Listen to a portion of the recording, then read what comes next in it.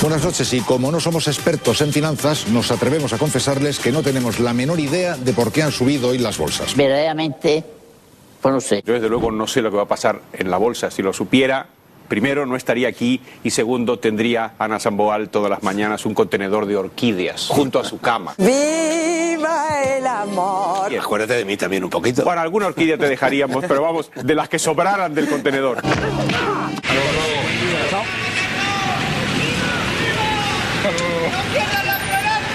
No.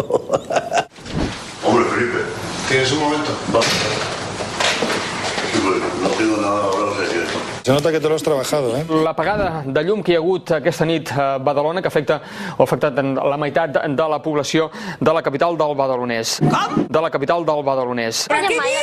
Esta otra imagen es de Bill Clinton tratando de no dejarse vencer por el sueño durante un acto de homenaje a Martin Luther King. En España trabajan 12 millones de hombres y 8 millones de personas. Yo creo que no. 12 millones de hombres y 8 millones de personas. Cada uno tiene una personalidad pues muy personal. Jornada soleada a la de mañana. Si no es usted uno de los 14 detenidos de esta madrugada en Barcelona, en cuyo caso se la pasará a la sombra.